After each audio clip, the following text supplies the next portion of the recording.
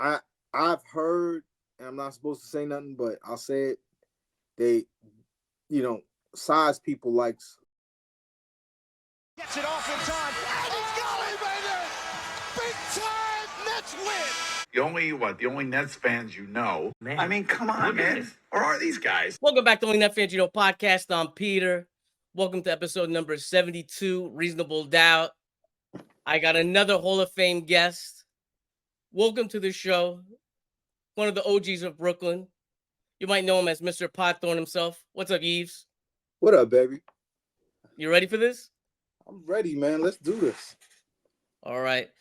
Beginning of the year, both of us had different opinions on the wins. I think the over-under was 37 wins. You had over, I had under. It looks like I'm going to wind up coming up on top with that one. But something that we both were completely wrong about, Ben Simmons. You want to start with the record, or do you want to start with both? Ben? Let's just go ahead, because Ben Simmons is kind of the reason why the record is the way that it is, right? You know what? It's a tragic story. When a basketball player loses his abilities or is injured, we've seen this twice. We've seen this with Darren Williams. Blew out, screwed up his ankles, went to the Olympics, played in Turkey, ruined himself, came back, ruined himself. Those ankles were never coming back. Now Ben with this back, you hope he's the 76% that returns, but turns out he's the 24% that doesn't. And losing him reverberated all throughout the team. It completely short-circuited them. They could never find an identity. The team, like, I don't like when people say they built around him. No, they built with him. He was a building block of what they were building. And without it, it's like a Jenga piece. You pull it out, the whole thing kind of falls apart. And to this day, I'll say that because of the upside, because of what Ben could be, it was the right gamble for this team.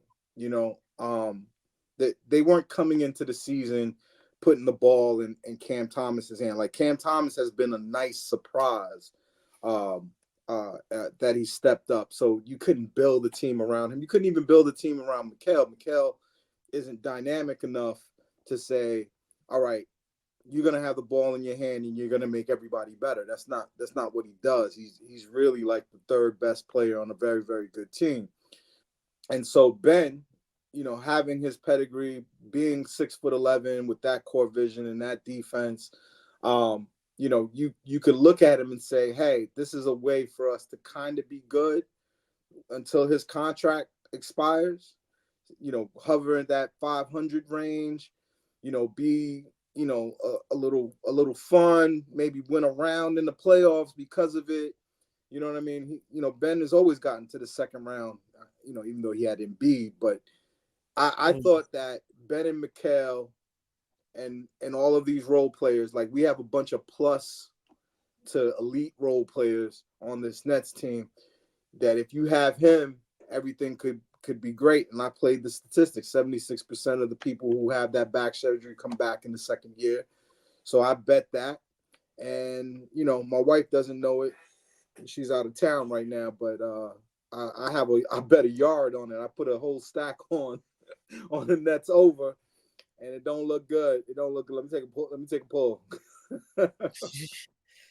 At the time of recording, I think there's about 17 games left. They would have to win 12 out of 17 to make the over, unfortunately. But man, just thinking about what you just said with the whole potential of Ben Simmons, imagine we don't trade KD and we kind of come into this year with Ben Simmons and KD on the roster now in this kind of weakened East, or at least I feel it's a weakened East. Do you think they could have been, I'd have to think, at least more competitive than what we're seeing now? Obviously, different moves will be made to kind of fill around that roster, but still, I would have been a lot happier if we would have kept KD and kind of try to fit around Dorian Finney-Smith, Spencer Dinwiddie, KD, Ben Simmons, like around that kind of core.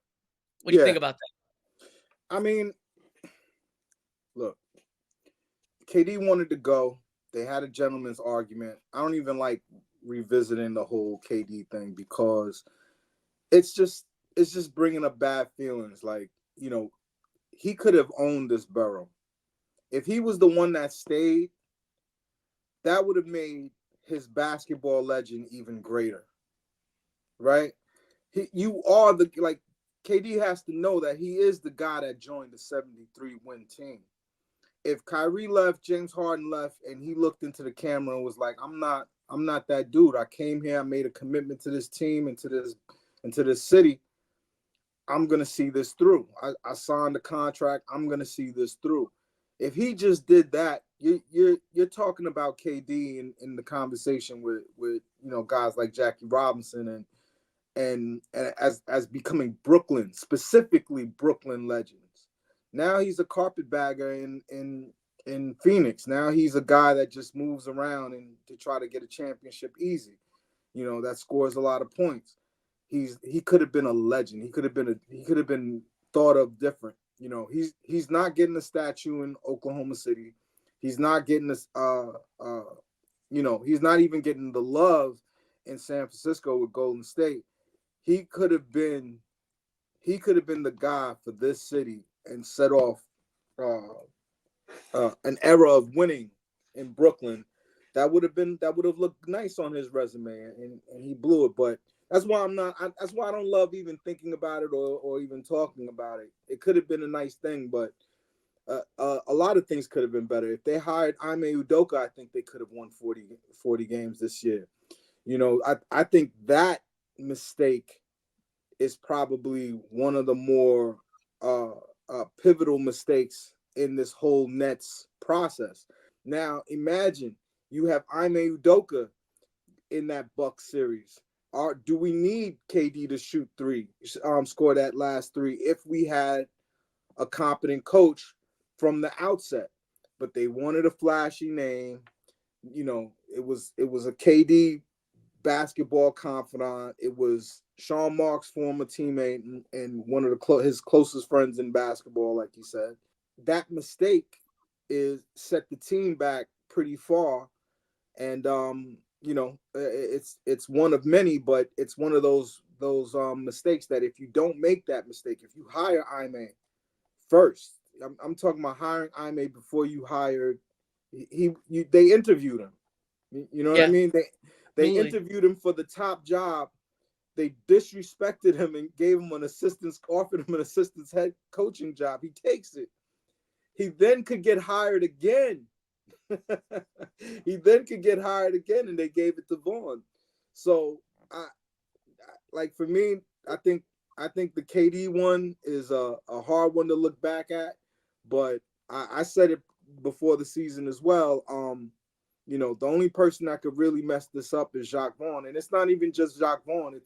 It's Sean Marks. It's this philosophy, which I'll talk a little bit more about after. But it's their organizational philosophy that has cost them, you know, respectability and sustained winning. Is it the ego that keeps Jacques Vaughn coaching a similar style that I'm guessing Sean Marks wanted? Because anyone that watched could see it wasn't working. That why stick to that scheme? Why wait so long to put Kevin Ollie in? So Spencer Dinwiddie said something that I think a lot of people missed.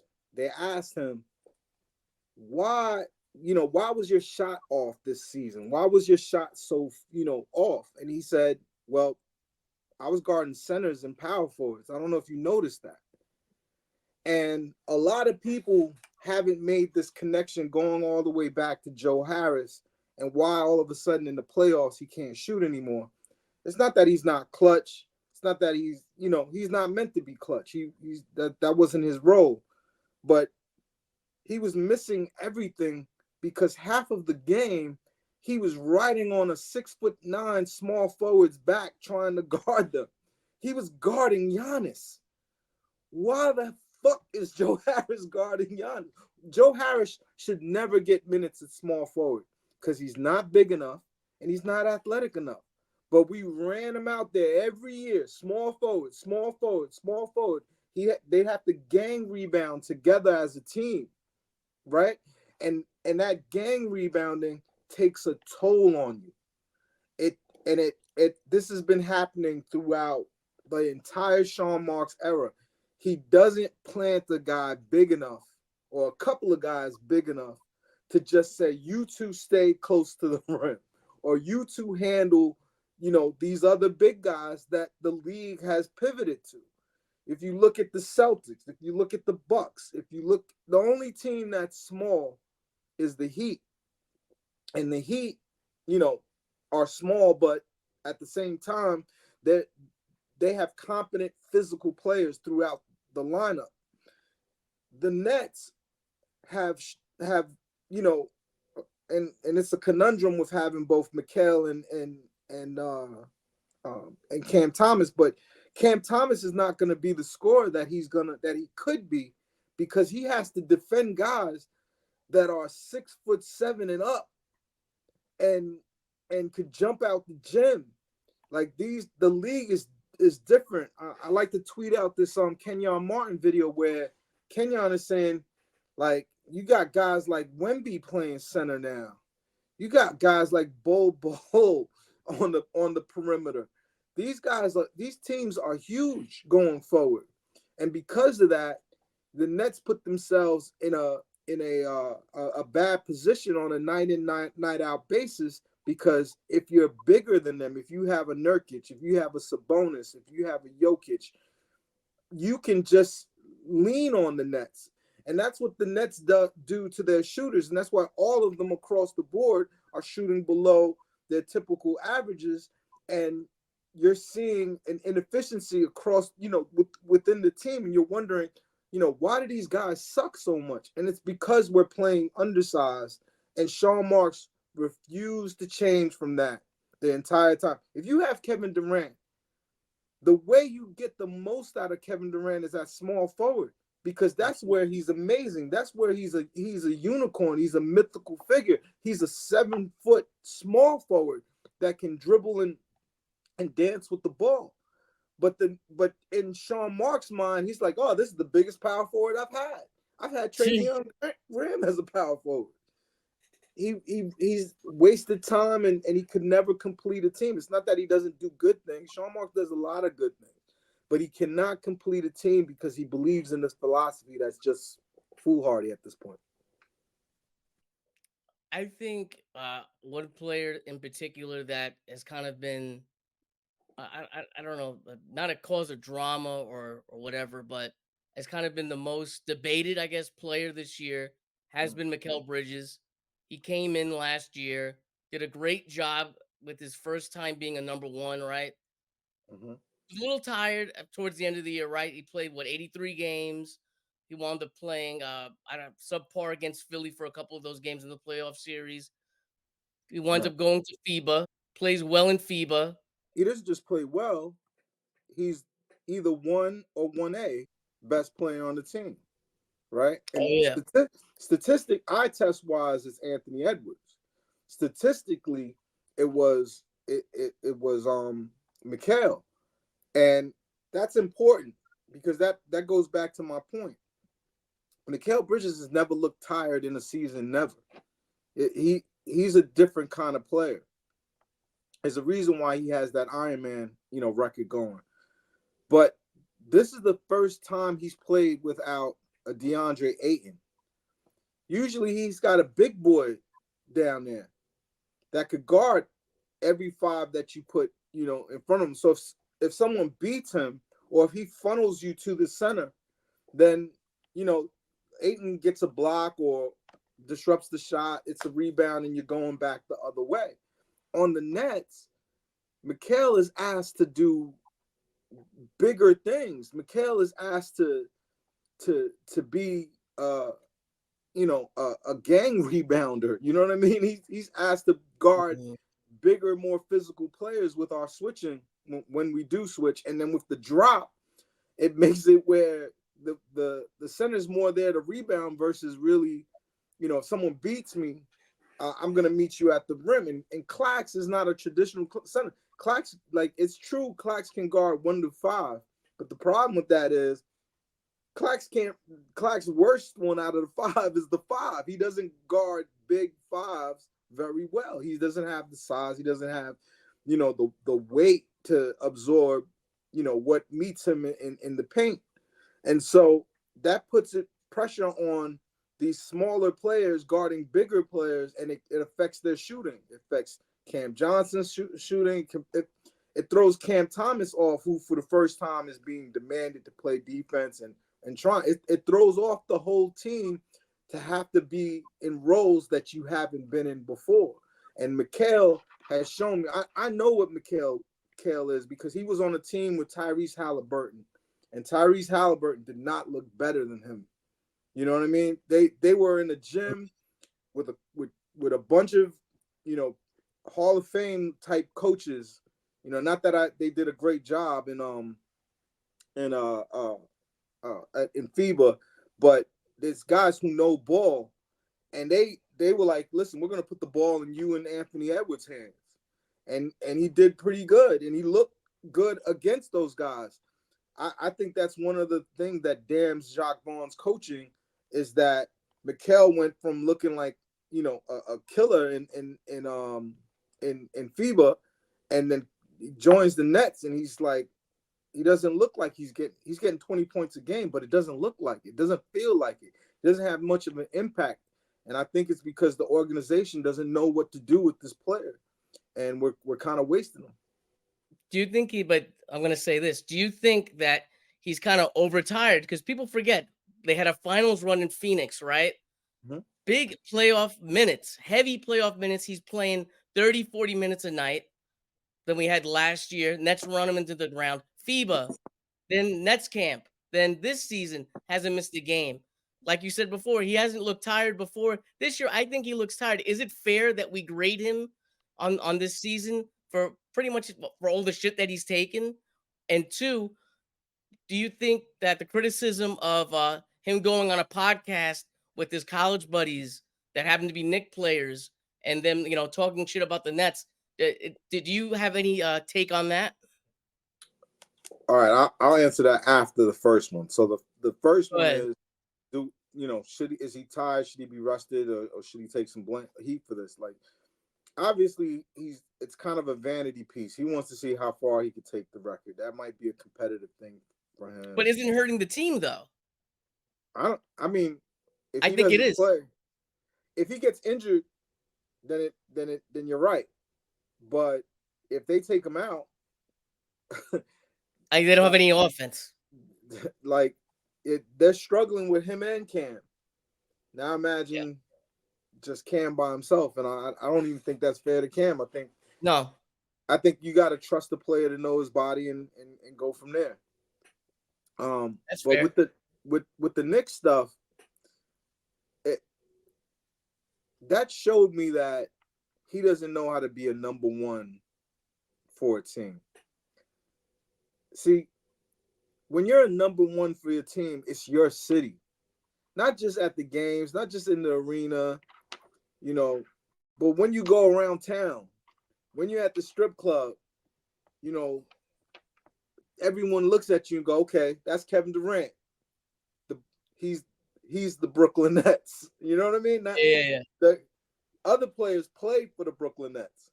Kevin Durant is the Brooklyn Nets when it's his city. You understand?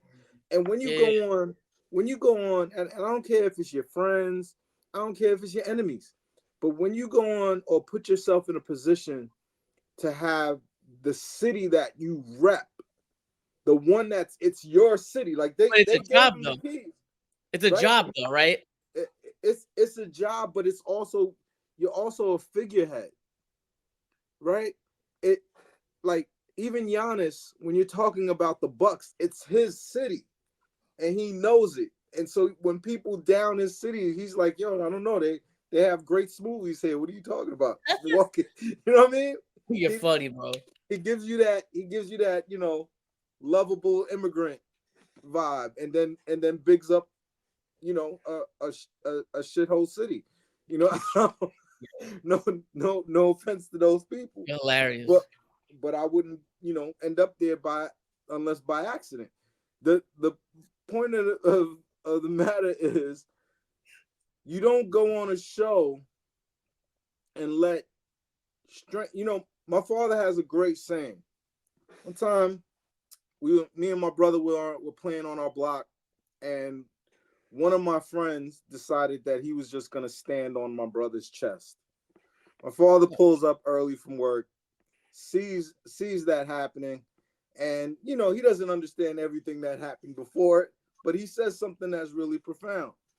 He says, "You never let the outside world see that you and your brother have a weakness to each other, because if that's how you let your brother do that happen to your brother, I know to go to your brother to get to you. I know exactly where the weak point is in your defenses. You don't go on another teammate show. I don't care if it's your best friend off the court. Really though, bro? Well, Like they're boys, bro. Like I think that you shit talk with your friends and you're outnumbered. Like, okay, I'm a Nets fan, you're a Nets fan. How many times have we been surrounded by Knicks fans and they talking shit? Right? Like think about it. all the time. I'm always killing the Knicks fans and dashing their dreams. I feel like it's a job. But if I feel like it's a job, Mikal should feel like it's a But he's job. not connected to the borough like we are though. He Then doesn't you feel the shouldn't be the connection. number one. You're acting like a role player. A number one But is that part of the doesn't job do that. description that you have to defend the borough when you sign an NBA contract? I don't You're think the so, face. bro. You're the face of the team. I agree with that though. You're, I agree with that. I gotta see him at every subway stop. You feel me? And and good or bad, the Nets have to the Nets have to name somebody, make somebody the number one. Maybe next year it'll be Cam Thomas who gets all the train station subway posters. You know what I mean? But this year was Mikal, and even though he's done some really nice give back things, he's gone to the camps. He's a good dude. I don't want to kill him or make it seem like he's a bad dude, but he acted like a role player. A role player knows that he could be traded at any time. A role player knows that I could be on this team, I could be on the next team. My contract's not that long. I'm playing on the mid-level. It's not my city. None of this is my business. But if you're Mikal Bridges and they've made you the number one, they've made you the face. I'm not even doing a podcast with those bozos. You know what I mean? I'm not even making that happen. You know what I mean? It's like I don't care how cool we won. I don't care how many national championships we won. This is the place where I hope to get the Supermax one day. I hope to help them win a championship. I'm on this side. And it's not because it's the wrong or the right thing to do. It's because this is about money. This is about money. Boy, I'm on a podcast. You better get your phone. Excuse me. It's not my phone. All good. Oh, okay. Point being, you're the guy. You can't let anybody else, diss the brand. You just can't. You can't do it. Especially not the Knicks. Maybe he didn't understand that, but that's a big part of it. It can't be the Knicks. I think you make a very big point in that about the whole face of the franchise thing. I don't think it's his job to protect us or protect the borough, but I do think what's kind of missed here is that there's a misconnection that I don't know if he feels like this is home. I don't, I don't know what it is, but I do feel like there's a little something missing. I think he enjoys the city, but when you saw Kevin Durant come, and I hate bringing it up Kevin Durant all the time, but you could tell he was really engulfed in the city. He really loved the city, right? Yeah. It was his team, right? As much as Kyrie was beloved and one of those guys, it was his team. And if it's your team, you can't. It's not even. he's letting down the borough or he's letting down the team. He's letting down the brand, right? Mm. It says Brooklyn on the chest of the jersey. If you capitulate, you know, when I was growing up, we used to call that sucker shit. If you're on some sucker shit, then the brand is on. Then you're hurting the brand, and that's a mentality that Devin Booker has on the Suns, right? Because he was the face of the team. It's my team, winning or losing. I'm the one that's gonna get the blame, and he can't let anybody tarnish the brand. That's the job of the number one. The greatest number one ever, Kobe Bryant. He didn't make LA look crazy. You know what I mean? It's his city, right? Even like I watch Gilbert Arenas' show with all the guys. Like to this day, Brandon Jennings has a relationship with the Bucks. At one point, he was their big lottery pick. He was their best shining young star, and it was his team. To this day, he doesn't talk bad about the Bucks. And Milwaukee is a place that you only go for heart disease. It's not, it's not a tourist trap. You know what I'm saying? Yeah. But yeah, I mean, Mikal got to step up if he wants to be the guy, or even one of the guys. Can't have that. Can't do it. I think they need a point guard. I think he's an off the ball scorer type dude. I don't think Mikel's a number one. I think he's a number two. Kool-Aid said he's a number three. I don't know if I'm buying that yet, but he's at least a number two in my mind. And I say all this to say, then why didn't we get a point guard at the deadline? They did get a point guard. You know what I mean, bro. Schroeder's nice, right? But is he going to be the guy going forward? No, he's not. He's a stopgap, right? No, I was disappointed. I didn't like the way he's looked in a couple of these games recently, and I'm talking about my guy. I kind of erased his name from my brain, but DeJounte Murray. I thought for sure we were getting DeJounte Murray. Me too. And DeJounte Murray, or at least the conceptual DeJounte Murray I had in my mind, would have just been ridiculously good on this team. He rebounds, he assists a little bit, goes downhill. He goes downhill. Like you could put the ball in his hand at the end of the game. He's kind of fearless. And then when you get your real number one, he easily slides to your two. Maybe he's not even a two. Maybe he's a three. But regardless, he would have been good enough to put next to Cam Thomas and Mikal. And he's also has a little bit of size. He's not a big guard, but he's 6'5". And you could have had a 6'5" point guard. It would have who likes to rebound, who's been NBA all defense. I just thought the logic of it made sense, and it didn't happen. And I look at who's available and what's coming up. It's not much at the point guard position. It's kind of scary. Sean Marks might have left the next GM we hire with a tougher job than what it is. But hey, we're just gonna have to see. Talking about Sean Marks, I think maybe even worse of not getting Murray, not trading Claxton, because now we're in a situation, very very bad situation right now, because you look at the cap sheet, of course, Ben's contract, CJ's contract, Mikel's contract, right? We're already not in a good shape there.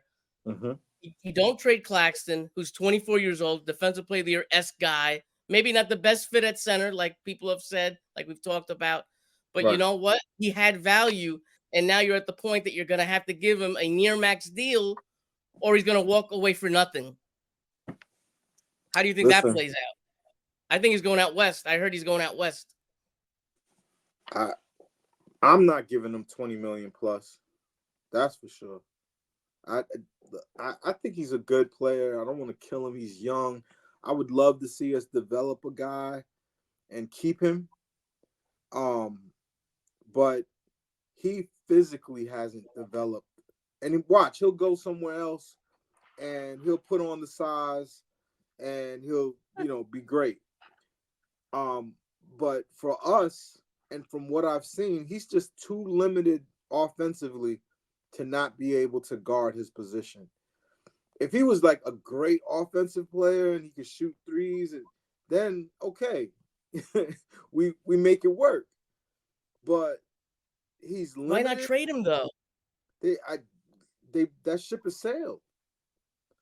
That ship has sailed. They should have done it at the deadline, and even if they have an agreement, the agreement would have to be for stupid money.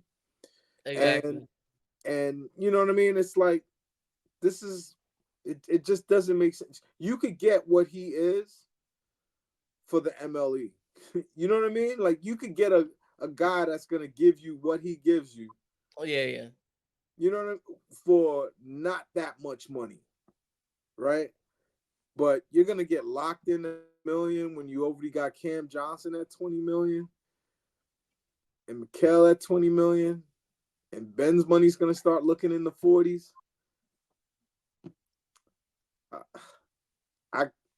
You can't have a season like this one and pay him. It would be irresponsible. I can't see it. Cannot. Okay, 2 questions. 1, do you fire Marks? And 2, no matter who the GM is, what is the next move if you were GM? What would you do? So one of the things, and shout out, to Kool-Aid who's on the show. He's my son's basketball fairy godfather. Like Cool is basketball royalty in Brooklyn. Like I kid you not. My son plays ball. We kind of in the basketball culture around here, and Cool's opened a lot of doors for him, and there's a lot of people that love and respect his not just basketball acumen, his game. Like they talk to me, and his dad is a legend, a Brooklyn legend too. So I take a lot of what he says basketball wise very seriously when we have our conversations. And he was like Scott. He was on Scott Peterson, who ends up in did I say Scott? What was his name? Yeah, Peterson, right? That went to Charlotte, the assistant GM that went to Charlotte. That guy was who I wanted to get the job, right? And now Trajan Langdon's off the table. That was another guy. Bring back the Alaskan Assassin. He did some good work here. I like what he's done with the Pelicans, but those he did well drafting high, and he also, to be fair, he did well drafting in the second round too. So now it's like, what do? You have to start with the GM. I've heard, and I'm not supposed to say nothing, but I'll say it.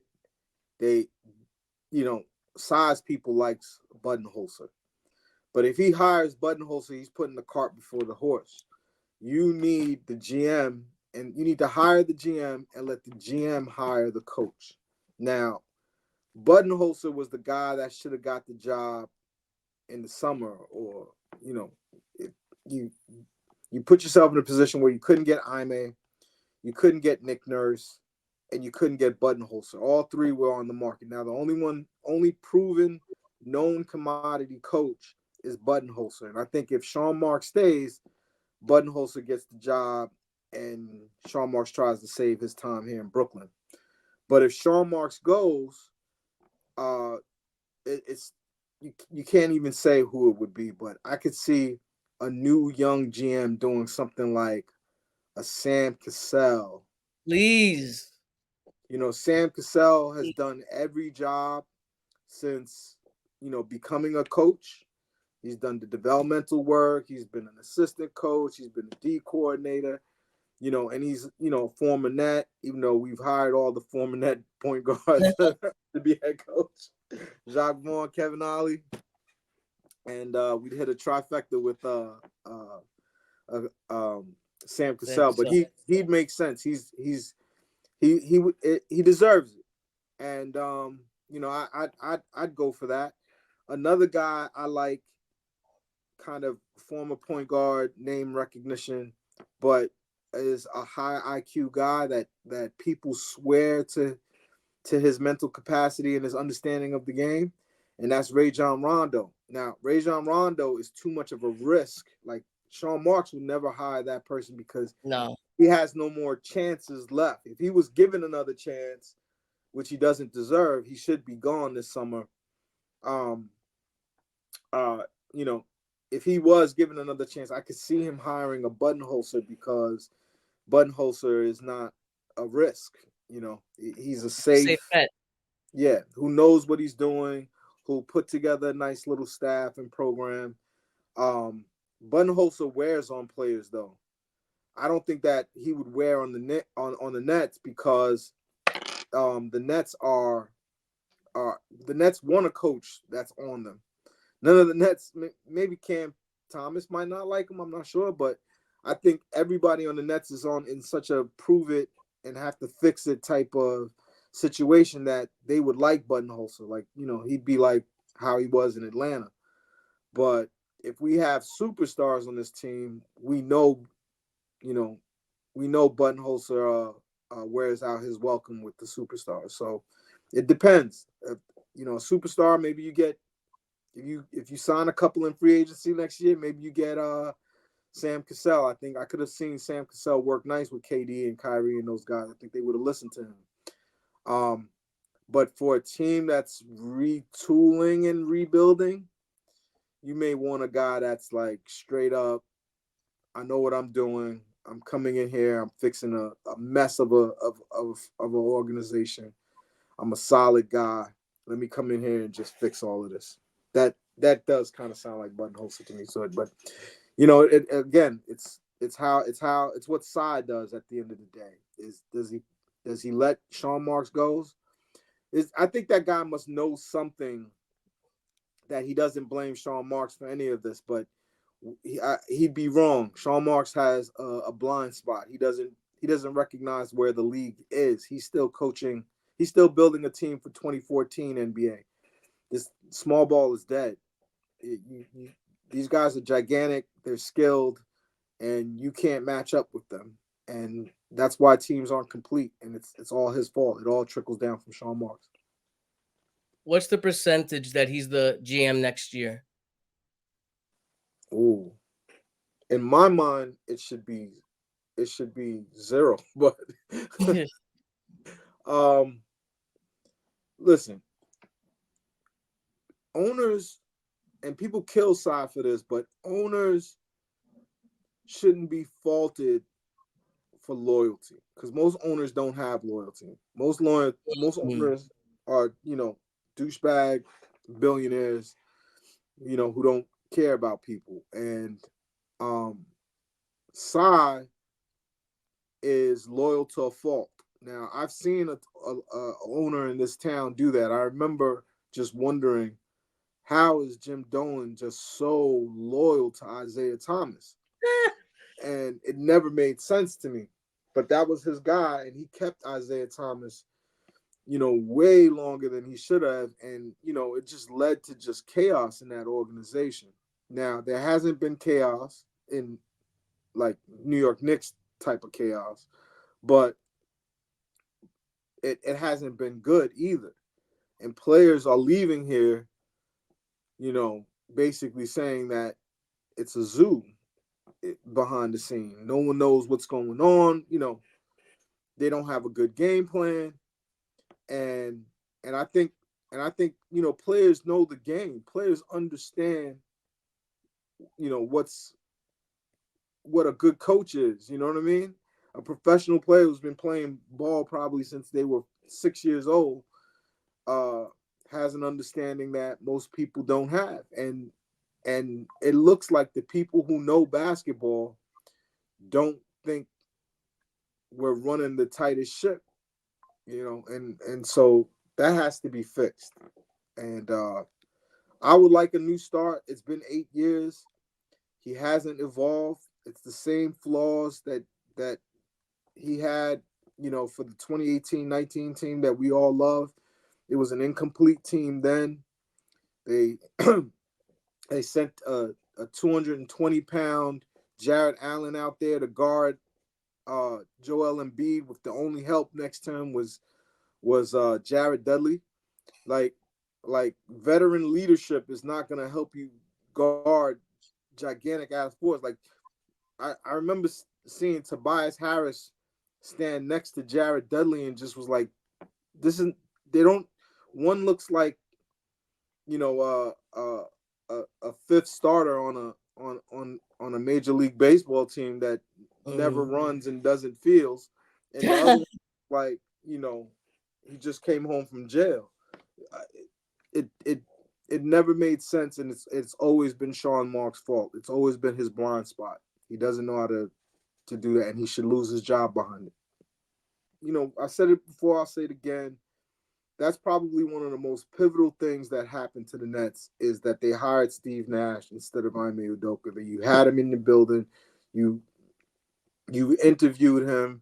He came from the same coaching tree that you came from, Sean Marks, and you went for pizzazz, right?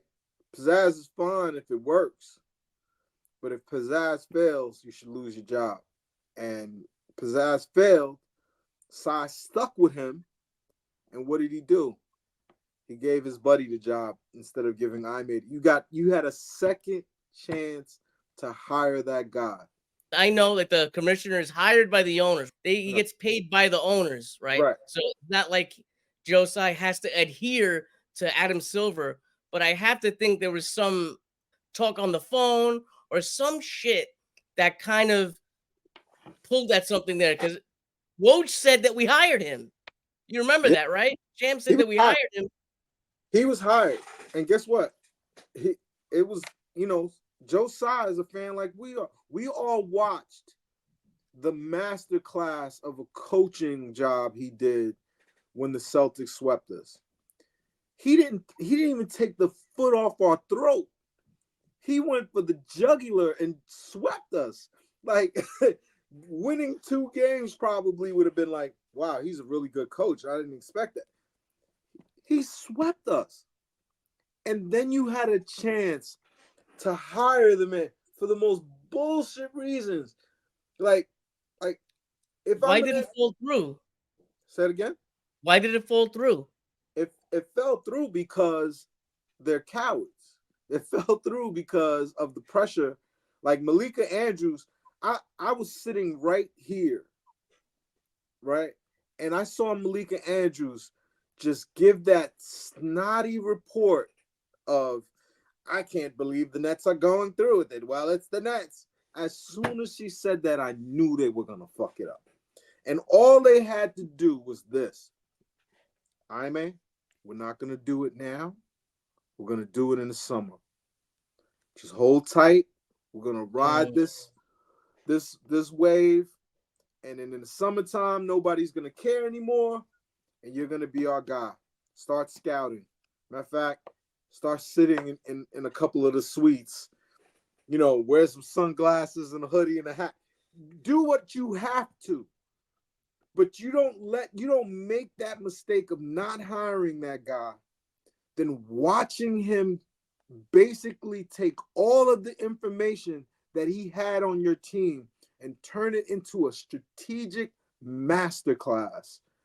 Basically making your veteran superstars, Kyrie played, KD played, they made them look, they knew every weakness that those guys had, and he used it against us. He would have been the perfect guy to turn this team around, and we pussied out because there's bitches running the Nets, and they and they I'm telling you, that probably is the most pivotal. We talked in the summer, and I told you the only thing that could fuck this up, and we won't be a 42-43 win team, even though we're nowhere near that.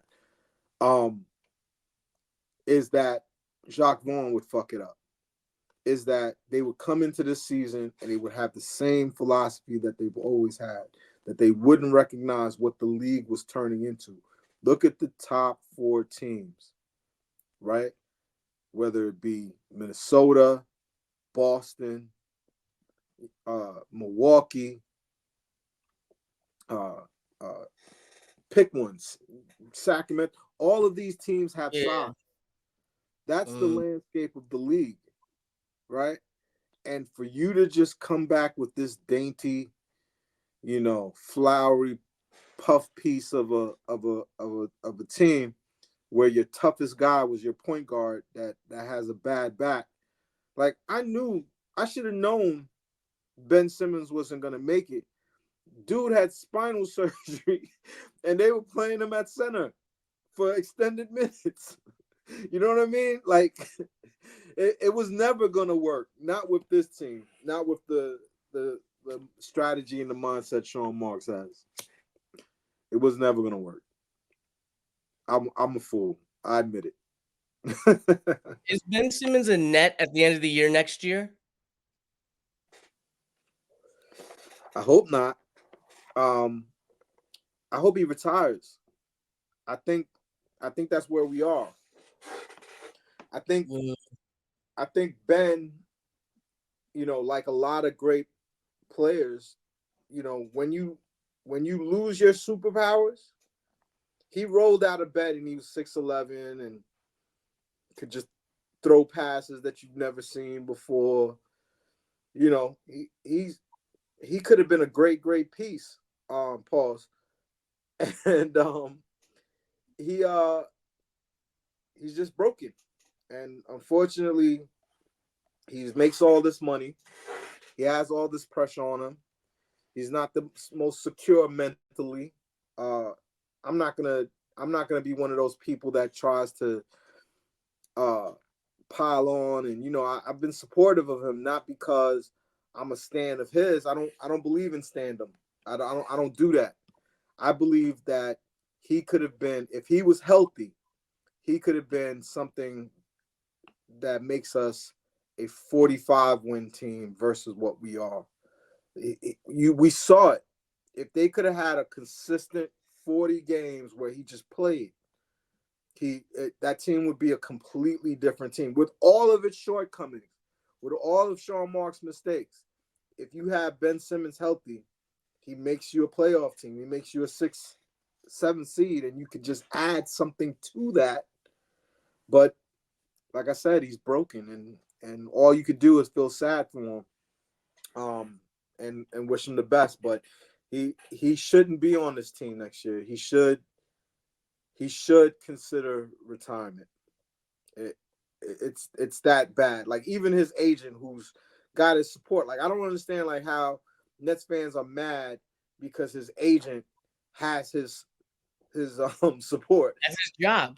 Right. And that's his 100% job. Like, people think it's to negotiate the contract. No, they got lawyers that read the contract. His job, and I've heard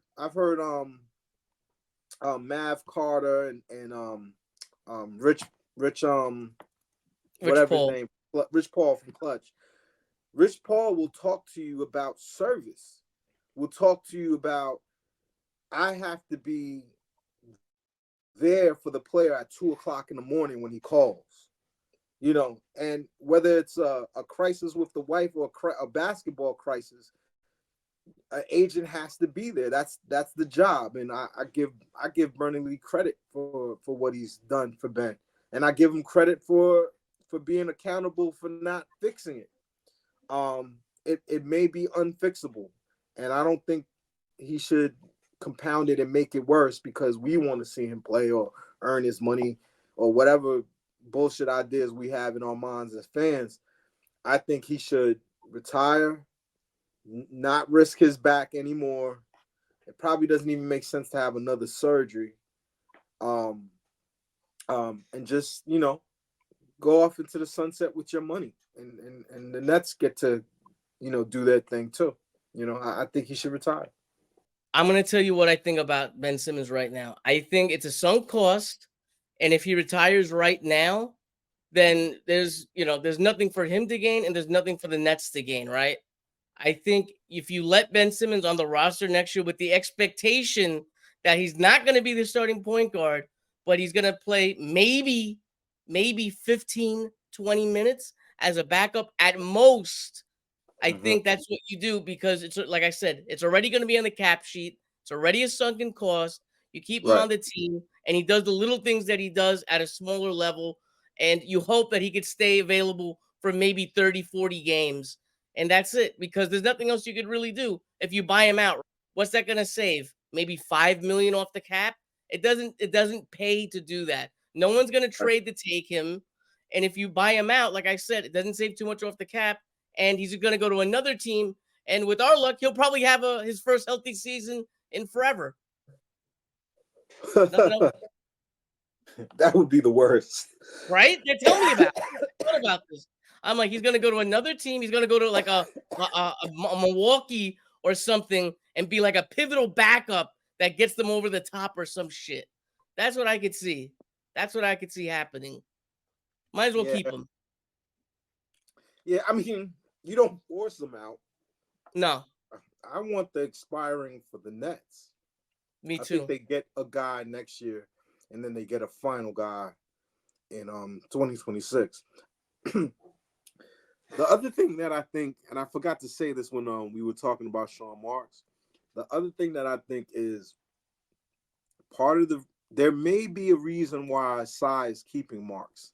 And it might be because they're already negotiating with a player that wants to be here. They already know who they're getting, right? That's what I've been saying. They have to know. I would say you have to know, right? To do the things that they're doing. Then it would be negligence. That's how I see it. Exactly. Either they're really fucking dumb, yeah, or they're cheating. There's something in mind. A Donovan Mitchell, maybe he's like, yo, guys, I kind of want to come back to New York. You know what I mean? Like, I might be looking over here. You know what I mean? Like, if you just happen to have the space and, if you've got the assets to get me out of here, I could be your, number one. I wouldn't mind it. He might be better at he definitely would be a number two. And it might be someone even crazier than that. You never know. We don't know. Yeah. Right? The thing is, and that's like your last episode. I forgot the name of the kid you were arguing with, but Dylan, that's press. When you're in Brooklyn, you're in the game to sign whoever, right? If you're a player, you want to be in New York.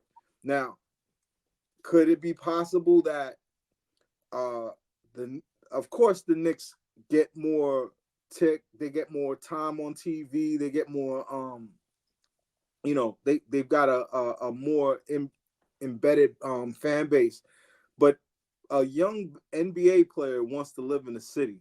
He wants to be able to go to 10 Oak and then hop in a black car and be back at his apartment in Brooklyn. He doesn't want to drive back to Purchase. He doesn't want to go to Westchester County and be close to the practice facility. They want to play in this city.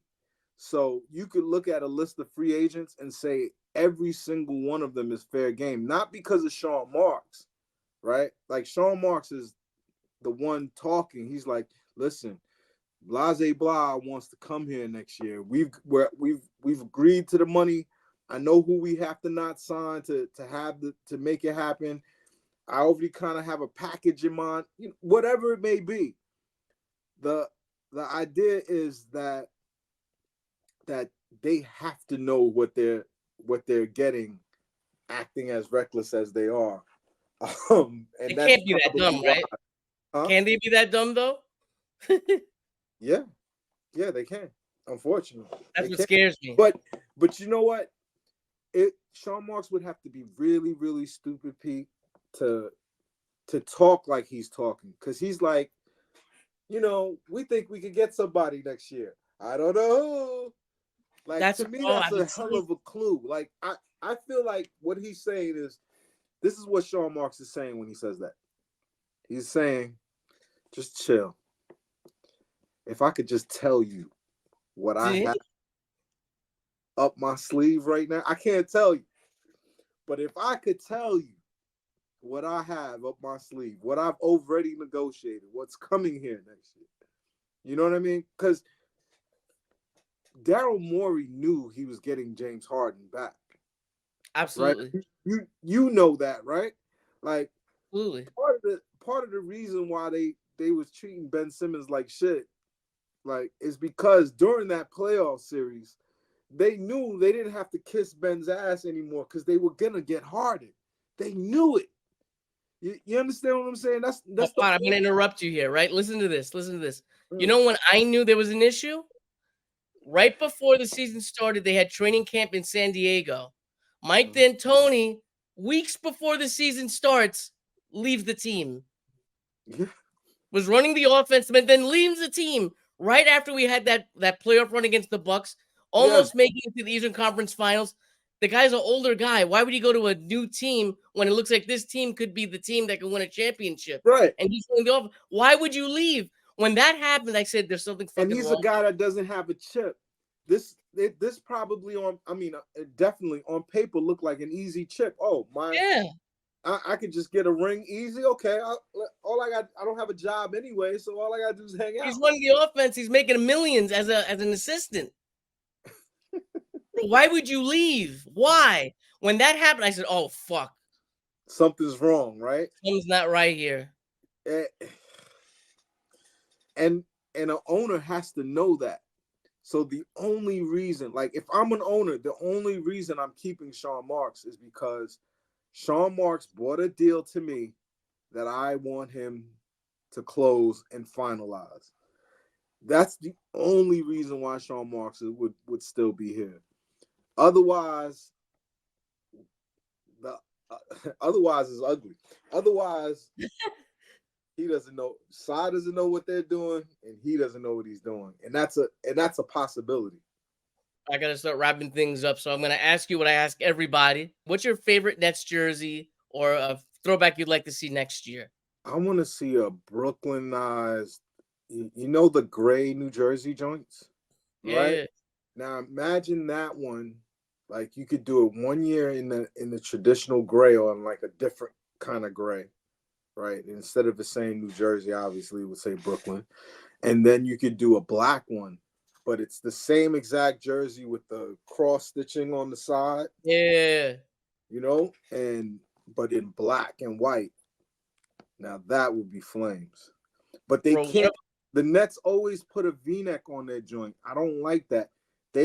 If they do this, they have to stay with the crew neck of the the original jerseys. Like that was the baggy era, but those gray New Jersey Nets joints that I guess Kid and those guys wore it. Yeah. That's the one.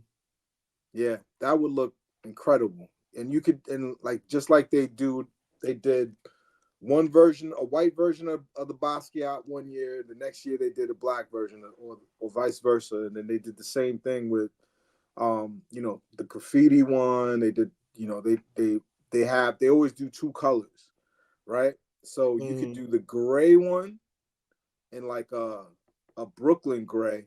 So it's not like that gray was meant to match with the red, white, and blue. Yeah. You'd have to change the gray a little bit to either have white numbers or whatever color numbers on there. And then you really freak it by the same jersey but black. That would be, What's your I mean? favorite Nets jersey, by the way? The one that says Brooklyn Nets in the arc. Bro, but the bridge one? Is it a bridge? Yeah, it's supposed to be the with the lines and stuff. I don't remember lines on it. Yeah, I know. I love that jersey, man. I know what you're talking about. Era. It's the D'Lo era jersey. Yep. And it says Brooklyn Nets in an arc. and I used to rock that with my D's Nets hat. And I had another hat that said Crooklyn Vets, and That's and I fire. used to rock it with that jersey. Like I thought they were a good match. I gotta show you my with the urban camo one that came out this year. How I flipped it with sneakers that match the colors perfect. Like we gotta have an episode where we just show how we coordinate Nets jerseys with kicks. We should do that soon. Oh no, bro. All right, Pod. You got any plugs you want to throw out there? Anything you want to promote? Nah, man. I'm like consulting 3 companies right now, and doing charity shit too. I haven't been able to do my pod, but I'm on Twitter. I watch every game painfully. Sometimes I cry myself to sleep. But I really misjudged this team. I thought we were gonna be good. I thought it was the beginning of something. Like there was an energy in the summer, and I think losing Ben and just the incompetence of the Nets organization and their philosophy kind of deflated it. But I watch every single game, and I'm on Twitter bitching and complaining with all of y'all at PodThorn. There you go. And, you know. All right, guys. You can find me at NetFansYouKnow on Twitter, on YouTube, dropping at least 1 episode a week, maybe 2. Have a great day. Have a great night. Whatever you guys are doing. I hope you guys enjoyed the episode. And let's go Nets. We're out.